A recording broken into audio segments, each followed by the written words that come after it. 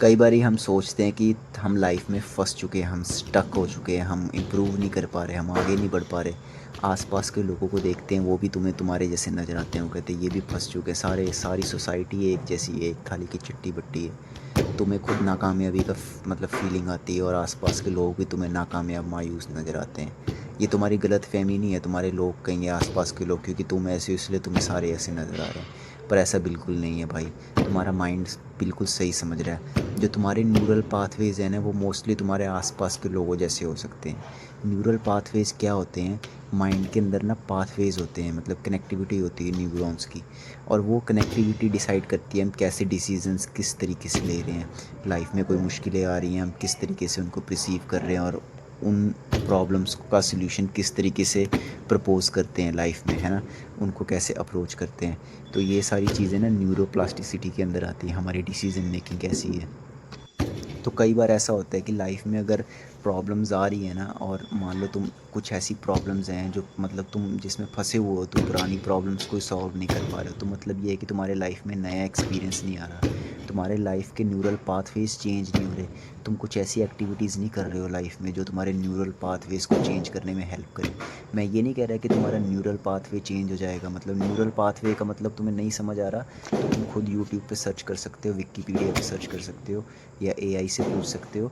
या फिर इसको ऐसे ऐसे बोलो कि एक्सपीरियंस तुम्हारे पुराने प्रॉब्लम्स इसलिए नहीं सॉल्व हो पा रहे, तुम लाइफ में फंसा हुआ इसलिए महसूस कर रहे हो क्योंकि जो तुम्हारे जो न्यूरल पाथवेज है ना, जो मतलब एक्सपीरियंस, मान लो उसको एक्सपीरियंस बोलो, जो तुम्हारे पास एक्सपीरियंस है ना वो बहुत पुराना है। तुम नया एक्सपीरियंस ऐड ही नहीं कर पा रहे हो, प्रॉब्लम पुरानी है, तुम्हारा एक्सपीरियंस भी पुराना है, तुम अपनी जगह नहीं बदल रहे, तुम अपना कुछ ऐसे दिनचर्या में कोई ऐसी चीज़ ऐड नहीं कर रहे जो तुम्हारे माइंड को चैलेंज करें।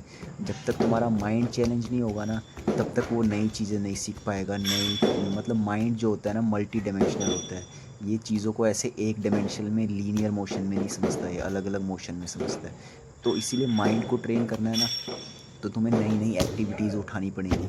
मान लो ब्रीदिंग टेक्निक्स होती हैं, या मार्शल आर्ट ट्रेन कर सकते हो। हाँ, तुम जिम जा सकते हो, वेट लिफ्ट कर सकते हो, पर मुझे वो एक्टिविटी इतनी खास पसंद नहीं है। मुझे नहीं लगता कि बॉडी बिल्डिंग और जिमिंग तुम्हारे न्यूरल पाथवेज इतनी जल्दी से चेंज कर देंगी कि तुम लाइफ में बिल्कुल बहुत तेज़ी से ट्रांसफॉर्म कर जाओगे।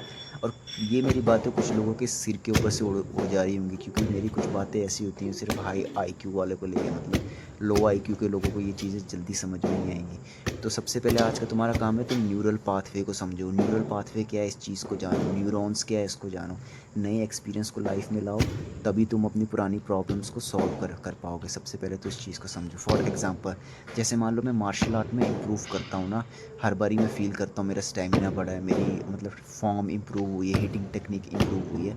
मैं देखता हूँ मेरे अलग एरियाज़ में और लाइफ में, जॉब लाइफ में, प्रोफेशनल लाइफ में, फैमिली लाइफ में भी मैंने काफ़ी कुछ सीखा, और इस वजह से काफ़ी चेंजेस आते हैं। मतलब मैंने एक्टिविटी कोई किसी ए या बी एक्टिविटी में इम्प्रूवमेंट लाई, उस इम्प्रूवमेंट से सी और डी एरियाज़ में भी मेरी इम्प्रूवमेंट हुई। इसको इसी को कहते हैं न्यूरोप्लास्टिसिटी।